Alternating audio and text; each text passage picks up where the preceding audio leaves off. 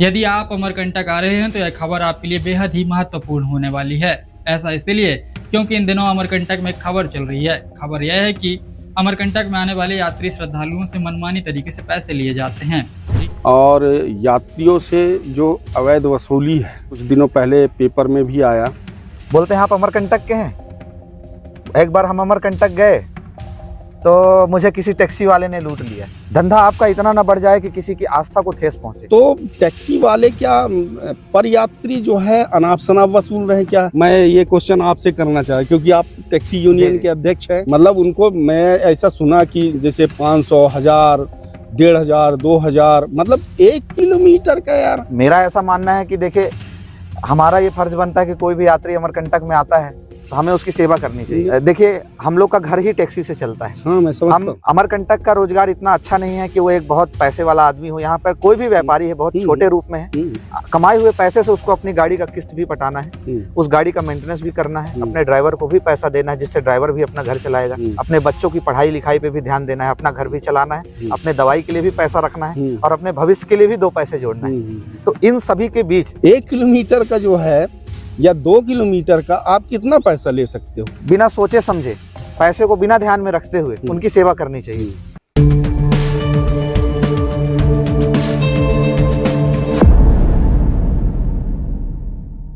दिनों अमरकंटक में खबर चल रही है। खबर यह है कि अमरकंटक में आने वाले यात्री श्रद्धालुओं से मनमानी तरीके से पैसे लिए जाते हैं। जी हाँ, यात्री भी इससे काफ़ी परेशान है बताया जा रहा है और जो यहाँ के स्थानीय व्यापारी हैं, टैक्सी चालक हैं, वो भी इस बात से चिंतित हैं।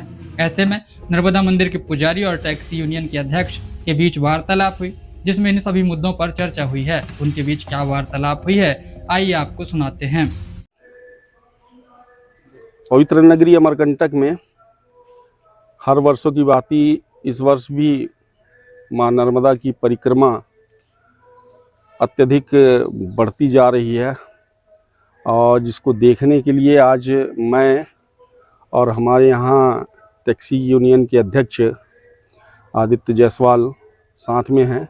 और विगत कुछ दिनों से जो यहाँ पर विसंगतियाँ उत्पन्न हुई हैं उस पर भी कुछ चर्चा अपन करेंगे और इस परिक्रमा मार्ग को आपके माध्यम से जो है वो परिक्रमा मार्ग भी दिखा रहे हैं। तट परिवर्तन जिसको कहते हैं उसको भी जो है अपन इस वीडियो के माध्यम से दिखा देते हैं। और यात्रियों से जो अवैध वसूली है, जो अभी कुछ दिनों पहले पेपर में भी आया, तो उस पर भी कुछ अपन चर्चा करते हैं। और इसी को लेकर आज हम माई की बगिया आए हुए हैं, तो आपके साथ जो है इसी पर चर्चा करना है। हमारे साथ जो टैक्सी यूनियन के अध्यक्ष हैं, ये आदित्य जायसवाल जी लगभग 15 से 18 बार जो है नर्मदा परिक्रमा कर चुके हैं और इनका अनुभव जो है नर्मदा परिक्रमा का वो बहुत ही सुंदर है। इन्होंने कई बार हमसे भी जिक्र किया है कि भैया परिक्रमा करने में बड़ा आनंद आता है और अमरकंटक में सबसे ज़्यादा परिक्रमा कराने का भी रिकॉर्ड जो है इन्हीं के पास है। यात्रियों को लेके जाना और सकुशल वापस लाना, ये इनका मूल उद्देश्य रहता है। और अपन परिक्रमा मार्ग के विषय में जो है आदित्य से जानना चाहेंगे कि आप अपना अनुभव थोड़ा साझा करेंगे। नर्मदे हर अमरकंटक में आने वाले सभी तीर्थयात्री एवं परिक्रमा वासियों का हम अमरकंटक वासियों की ओर से एवं टैक्सी यूनियन कल्याण समिति संपूर्ण भारत की तरफ से हम हार्दिक स्वागत अभिनंदन करते हैं और आशा करते हैं कि आप अमरकंटक आते रहें और यहाँ के जो प्राकृतिक अनुभव हैं, यहाँ की जो धार्मिक आस्था है, उसको आप बनाए रखेंगे। और हम अमरकंटक के लोगों से भी, अमरकंटक की जो लोकल पब्लिक है, उनसे भी हम ये कहना चाहते हैं कि यात्रियाँ जो आ रहे हैं उनकी जो धार्मिक आस्था है उसको ठेस ना पहुँचे, ऐसा ही हमको काम करना है। धंधा तो हर कोई करता है, बिजनेस है, किसी की प्रसाद की दुकान है, कोई टैक्सी वाला है, कोई दुकानदार है, सबकी आजीविका जो है उसके धंधे से चलती है। लेकिन धंधा आपका इतना ना बढ़ जाए कि किसी की आस्था को ठेस पहुँचे और आपका जो वो धंधा है वो इस प्रकार ना हो जिससे यात्रियों को ऐसा लगे कि सामने वाला मेरा गला काट रहा है। तो मैं सभी लोगों से निवेदन करना चाहता हूँ। मैं भैया ने बताया कि मैं काफ़ी बार परिक्रमा कर चुका हूँ, तो मैं बताना चाहूँगा कि मेरी जो है 29 बार माँ नर्मदा की परिक्रमा पूरी हो चुकी है। अभी मैं फिर से 27 नवंबर को परिक्रमा में निकल रहा हूँ, जो मेरी 30वीं परिक्रमा होगी। और इस पूरे परिक्रमा के रास्ते में माँ नर्मदा अमरकंटक से निकलकर गुजरात में खंभात की खाड़ी में जाकर मिलती हैं। तो 1315 किलोमीटर के इस माँ नर्मदा के सफ़र में हर कदम पे एक तीर्थ है, जिसे हम कोटि तीर्थ बोलते हैं। करोड़ों घाट हैं। इस करोड़ों घाटों का दर्शन एवं लाभ पुण्य प्राप्त करने के लिए यात्री माँ नर्मदा की परिक्रमा करते हैं। वैसे तो ये पैदल किया जाता है पौराणिक रूप से, पर जो पैदल नहीं कर सकते हैं वो वाहनों द्वारा ये यात्रा करते हैं। अब परिक्रमावासी चाहे पैदल यात्री हो या बस यात्री हो या बाइक यात्री हो, परिक्रमावासी होता है। सभी परिक्रमावासियों का उसी प्रकार सम्मान होना चाहिए, ऐसा मेरा सभी लोगों से निवेदन है। और मैं यही चाहता हूँ कि अमरकंटक में खास करके जो परिक्रमावासी आए, उनके साथ उनका इतना सम्मान हो कि अमरकंटक के लिए उनके मन में एक अलग ही छवि हो।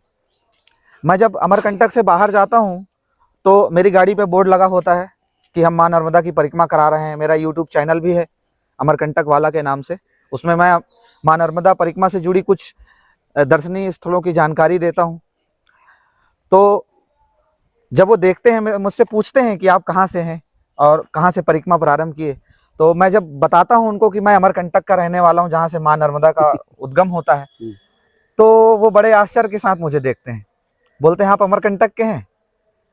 एक बार हम अमरकंटक गए तो मुझे किसी टैक्सी वाले ने लूट लिया। ये मेरे को जो है, मैं आपको हकीकत बताऊं, विगत कुछ दिनों से जो है मैं भी इस चीज को सुन रहा हूं। मैं ये क्वेश्चन आपसे करना चाह रहा हूं क्योंकि आप टैक्सी यूनियन के अध्यक्ष हैं। जी जी। तो इसको अन्यथा मत लीजिएगा, लेकिन मैं जो है मेरे मन में भी यही एक क्वेश्चन है कि जितने टैक्सी हैं जो चलते हैं यहाँ पर, और वहाँ से लेकर कई लोग क्या बस में आते हैं, तो बस से लेकर अब टैक्सी में यहाँ तक आना पड़ता है क्योंकि रास्ता बहुत संकीर्ण है। तो अब वहाँ से टैक्सी में आएंगे तो तब यहाँ पर दर्शन हो पाता है जी। तो टैक्सी वाले क्या पर यात्री जो है अनाप शनाप वसूल रहे क्या? मतलब उनको मैं ऐसा सुना कि जैसे 500, 1000, 1500, 2000, मतलब 1 किलोमीटर का, यार 1 किलोमीटर का जो है या 2 किलोमीटर का आप कितना पैसा ले सकते हो? तो ऐसा सुनने को मिला। तो ये मेरे दिल में भी था आपसे पूछने का कि पर व्यक्ति जो है कितना लेते हैं और कितना लेना चाहिए। जो आप अध्यक्ष हैं तो आप सही जानकारी देंगे और हमारे जो देखने वाले हैं उनको भी ये समझ में आए कि हमको कितना देना चाहिए, क्योंकि उनको भी नॉलेज नहीं रहता, जितना मांगे उतना दे दिए, ठीक है ना। तो ये उनको भी नॉलेज होना चाहिए कि भाई इस पर जो है हमको क्या करना, कितना खर्च करना है। तो इस पर थोड़ा प्रकाश आप डालें। जी जी।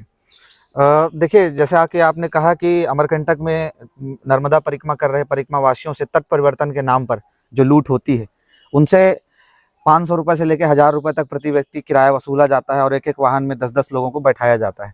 तो अगर ऐसा देखें तो 5000 से 10,000 रुपये उस गाड़ी का भाड़ा बनता है जी, जिसमें जो यात्री अपने धर्मशाले में रुका हुआ है, अमरकंटक बस स्टैंड से लेकर माँ नर्मदा मंदिर के बीच में कई धर्मशाले हैं जहाँ पे परिक्रमावासी रुकते हैं और वहाँ से उनकी यात्रा प्रारंभ होती है। कुछ यात्री होते हैं जो डायरेक्ट माई की बगिया आते हैं। माई की बगिया, सोनमुड़ा श्रीयंत्र मंदिर, रेवाकुंड, प्राचीन मंदिर दर्शन करते हुए आरंडी संगम में अपनी बस को पकड़कर आगे की यात्रा प्रारंभ करते हैं। कुछ यात्री होते हैं जो अमरकंटक में आकर रात्रि विश्राम भी करते हैं। और इस जो मैंने यात्रा बताया, इसके साथ साथ वो कपिल धारा, दूध धारा, जालेश्वर, अमरेश्वर, दुर्गा धारा, जैन मंदिर, कल्याण आश्रम, ये भी यात्रा वो अलग से करते हैं। तो कुछ यात्री हैं जो एक दिन में ही अपनी यात्रा तट परिवर्तन के रूप में करते हैं, कुछ होते हैं जो 2 दिन में ही अपनी यात्रा करते हैं। मेरा ऐसा मानना है कि देखिए, हमारा ये फर्ज बनता है कि कोई भी यात्री अमरकंटक में आता है तो हमें उसकी सेवा करनी चाहिए। मतलब किसी बिना सोचे समझे, पैसे को बिना ध्यान में रखते हुए उनकी सेवा करनी चाहिए।